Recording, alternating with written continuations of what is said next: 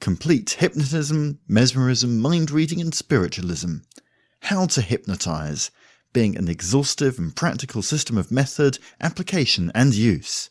By A. Alpheus, 1903. Introduction. There is no doubt that hypnotism is a very old subject, though the name was not invented till 1850. In it was wrapped up the mysteries of Isis in Egypt thousands of years ago, and probably it was one of the weapons, if not the chief instrument of operation, of the magi mentioned in the Bible and of the wise men of Babylon and Egypt. Laying on of hands must have been a form of mesmerism, and the Greek oracles of Delphi and other places seem to have been delivered by priests or priestesses who went into trances of self-induced hypnotism. It is suspected that the fakirs of India, who make trees grow from dry twigs in a few minutes, or transform a rod into a serpent, as Aaron did in Bible history, operate by some form of hypnotism. The people of the East are much more subject to influences of this kind than Western peoples are, and there can be no question that the religious orgies of heathendom were merely a form of that hysteria which is so closely related to the modern phenomenon of hypnotism. Though various scientific men spoke of magnetism and understood that there was a power of a peculiar kind which one man could exercise over another, it was not until Frederick Anton Mesmer, a doctor of Vienna, appeared in 1775 that the general public gave any special attention to the subject. In the year mentioned, Mesmer sent out a circular letter to various scientific societies, or academies as they are called in Europe, stating his belief that animal magnetism existed, and that through it one man could influence another. No attention was given his letter, except by the Academy of Berlin, which sent him an unfavorable reply. In 1778, Mesmer was obliged for some unknown reason to leave Vienna, and went to Paris, where he was fortunate in converting to his ideas Deslon, the Comte d'Artois physician, and one of the medical professors at the Faculty of Medicine. His success was very great. Everybody was anxious to be magnetized, and the lucky Viennese doctor was soon obliged to call in assistants. Deleuze, the librarian at the Jardin des Plantes, who has been called the Hippocrates of magnetism, has left the following account of Mesmer's experiments. In the middle of a large room stood an oak tub, 4 or 5 feet in diameter and 1 foot deep. It was closed by a lid made in 2 pieces, and encased in another tub or bucket. At the bottom of the tub, a number of bottles were laid in convergent rows, so that the neck of each bottle turned towards the centre. Other bottles, filled with magnetized water tightly corked up, were laid in divergent rows with their necks turned outwards. Several rows were thus piled up, and the apparatus was then pronounced to be at high pressure. The tub was filled with water, to which were sometimes added powdered glass and iron filings. There were also some dry tubs, that is, prepared in the same manner, but without any additional water. The lid was perforated to admit of the passage of movable bent rods, which could be applied to the different parts of the patient's body. A long rope was also fastened to a ring in the lid, and this the patients placed loosely around their limbs. No disease offensive to the sight was treated, such as sores or deformities. A large number of patients were commonly treated at one time. They drew near to each other, touching hands, arms, knees, or feet. The handsomest, youngest, and most robust magnetizers held also an iron rod, with which they touched the dilatory or stubborn patients. The rods and ropes had all undergone a preparation, and in a very short space of time the patients felt the magnetic influence. The women, being the most easily affected, were almost at once seized with fits of yawning and stretching. Their eyes closed, their legs gave way, and they seemed to suffocate. In vain did musical glasses and harmonicas resound, the piano and voices re-echo. These supposed aids only seemed to increase the patient's convulsive movements. Sardonic laughter, piteous moans, and torrents of tears burst forth on all sides. The bodies were thrown back in spasmodic jerks, the respiration sounded like death rattles, the most terrifying symptoms were exhibited. Then suddenly the actors of this strange scene would frantically or rapturously rush towards each other, either rejoicing and embracing, or thrusting away their neighbours with every appearance of horror. Another room was padded, and presented another spectacle. There women beat their heads against wadded walls, or rolled on the cushion-covered floor in fits of suffocation. In the midst of this panting, quivering throng, Mesmer, dressed in a lilac coat, moved about, extending a magic wand toward the least suffering, halting in front of the most violently excited, and gazing steadily into their eyes, while he held both their hands in his, bringing the middle fingers in immediate contact to establish communication. At another moment he would, by a motion of open hands and extended fingers, operate with a great current, crossing and uncrossing his arms with wonderful rapidity to make the final passes. Hysterical women and nervous young boys, many of them from the highest ranks of society, flocked around this wonderful wizard, and incidentally he made a great deal of money. There is little doubt that he started out as a genuine and sincere student of the scientific character of the new power he has indeed discovered. There is also no doubt that he ultimately became little more than a charlatan. There was, of course, no virtue in his prepared rods, nor in his magnetic tubs. At the same time, the belief of the people that there was virtue in them was one of the chief means by which he was able to induce hypnotism, as we shall see later. Faith, imagination, and willingness to be hypnotized on the part of the subject are all indispensable to entire success in the practice of this strange art. In 1779, Mesmer published a pamphlet entitled Mémoires sur la découverte du magnétisme animal, of which Dr. Koch gives the following summary. His chief claim was that he had discovered a principle which would cure every disease. He sets forth his conclusions in 27 propositions, of which the substance is as follows. There is a reciprocal action and reaction between the planets, the earth, and animate nature by means of a constant universal fluid, subject to mechanical laws yet unknown. The animal body is directly affected by the insinuation of this agent into the substance of the nerves. It causes in human bodies properties analogous to those of the magnet, for which reason it is called animal magnetism. This magnetism may be communicated to other bodies, may be increased and reflected by mirrors, communicated, propagated, and accumulated by sound. It may be accumulated, concentrated, and transported. The same rules apply to the opposite virtue. The magnet is susceptible of magnetism and the opposite virtue. The magnet and artificial electricity have, with respect to disease, properties common to a host of other agents presented to us by nature, and if the use of these has been attended by useful results, they are due to animal magnetism.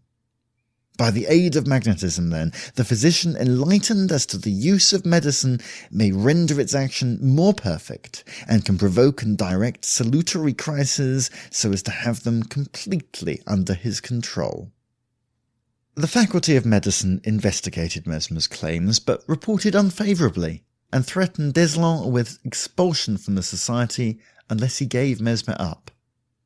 Nevertheless, the government favoured the discoverer, and when the medical fraternity attacked him with such vigour that he felt obliged to leave Paris, it offered him a pension of 20,000 francs if he would remain. He went away, but later came back at the request of his pupils. In 1784, the government appointed 2 commissions to investigate the claims that had been made. On one of these commissions was Benjamin Franklin, then American ambassador to France, as well as the great French scientist Lavoisier.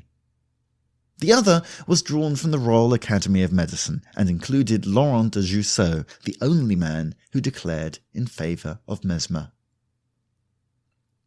There is no doubt that Mesmer had returned to Paris for the purpose of making money, and these commissions were promoted in part by persons desirous of driving him out. It is interesting, says a French writer, to peruse the reports of these commissions. They read like a debate on some obscure subject of which the future has partly revealed the secret. Says another French writer, Comel, they sought the fluid not by the study of the cures effected, which was considered too complicated a task, but in the phases of mesmeric sleep. These were considered indispensable and easily regulated by the experimentalist. When submitted to close investigation, it was, however, found that they could only be induced when the subjects knew they were being magnetized, and that they differed according as they were conducted in public or in private. In short, whether it be a coincidence or the truth, imagination was considered the sole active agent. Whereupon Deslon remarked, if imagination is the best cure, why should we not use the imagination as a curative means? Did he, who had so vaunted the existence of the fluid, mean by this to deny its existence, or was it rather a satirical way of saying, you choose to call it imagination, be it so, but after all, as it cures, let us make the most of it? The two commissions came to the conclusion that the phenomena were due to imitation and contact, that they were dangerous and must be prohibited. Strange to relate, 70 years later, Arago pronounced the same verdict. Laurent Jussieu was the only one who believed in anything more than this. He saw a new and important truth, which he set forth in a personal report upon withdrawing from the commission, which showed itself so hostile to Mesmer and his pretensions. Time and scientific progress have largely overthrown Mesmer's theories of the fluid. Yet Mesmer had made a discovery that was in the course of 100 years to develop into an important scientific study. Says Vincent, it seems ever the habit of the shallow scientist to plume himself on the more accurate theories which have been provided by the progress of knowledge and of science, and then, having been fed with a limited historical pabulum, to turn and talk lightly, and with an air of the most superior condescension, of the weakness and follies of those but for whose patient labours our modern theories would probably be non-existent. If it had not been for Mesmer and his animal magnetism, we would never have had hypnotism and all our learned societies for the study of it. Mesmer, though his pretensions were discredited, was quickly followed by Puységur, who drew all the world to Besançon, near Soissons, France. Dr. Cloquet related that he saw there patients no longer the victims of hysterical fits, but enjoying a calm, peaceful, restorative slumber. It may be said from this moment, really efficacious and useful magnetism became known. Everyone rushed once more to be magnetized, and Puységur had so many patients that to care for them all he was obliged to magnetize a tree, as he said, which was touched by hundreds who came to be cured, and was long known as Puységur's tree. As a result of Puységur's success, a number of societies were formed in France for the study of the new phenomena. In the meantime, the subject had attracted considerable interest in Germany, and in 1812 Wolfart was sent to Mesmer at Frauenfeld by the Prussian government to investigate mesmerism. He became an enthusiast and introduced its practice into the hospital at Berlin. In 1814, Deleuze published a book on the subject, and Abba Faria, who had come from India, demonstrated that there was no fluid, but that the phenomena were subjective or within the mind of the patient. He first introduced what is now called the method of suggestion in producing magnetism or hypnotism. In 1815, Mesmer died. Experimentation continued, and in the 20s, Froissac persuaded the Academy of Medicine to appoint a commission to investigate the subject. After 5 years, they presented a report. This report gave a good statement of the practical operation of magnetism, mentioning the phenomena of somnambulism, anesthesia, loss of memory, and the various other symptoms of the hypnotic state as we know it. It was thought that magnetism had a right to be considered as a therapeutic agent, and that it might be used by physicians, though others should not be allowed to practice it. In 1837, another commission made a decidedly unfavorable report. Soon after this, Burdin, a member of the Academy, offered a prize of 3,000 francs to anyone who would read the number of a banknote or the like with his eyes bandaged under certain fixed conditions. But it was never awarded, though many claimed it, and there has been considerable evidence that persons in the hypnotic state have sometimes remarkable clairvoyant powers. Soon after this, magnetism fell into very low repute throughout France and Germany, and scientific men became loath to have their names connected with the study of it in any way. The study had not yet been seriously taken up in England, and two physicians who gave some attention to it suffered decidedly in professional reputation. It is to an English physician, however, that we owe the scientific character of modern hypnotism. Indeed, he invented the name of hypnotism, formed from the Greek word meaning sleep and designating artificially produced sleep. His name is James Braid, and so important were the results of his study that hypnotism has sometimes been called Braidism. Dr. Carmel gives the following interesting summary of Braid's experiences. November 1841, he witnessed a public experiment made by Monsieur Lafontaine, a Swiss magnetizer. He thought the whole thing a comedy. A week after, he attended a second exhibition, saw that the patient could not open his eyes, and concluded that this was ascribable to some physical cause. The fixity of gaze must, according to him, exhaust the nerve centres of the eyes and their surroundings. He made a friend look steadily at the neck of a bottle, and his own wife look at an ornamentation on the top of a china sugar bowl. Sleep was the consequence. Here hypnotism had its origin, and the fact was established that sleep could be induced by physical agents. This, it must be remembered, is the essential difference between these two classes of phenomena, magnetism and hypnotism. For magnetism supposes a direct action of the magnetizer on the magnetized subject, an action which does not exist in hypnotism.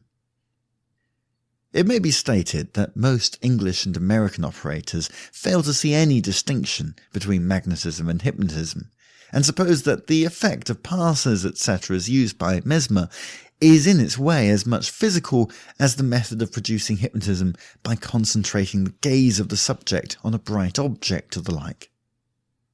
Braid had discovered a new science, as far as the theoretical view of it was concerned, for he showed that hypnotism is largely, if not purely, mechanical and physical.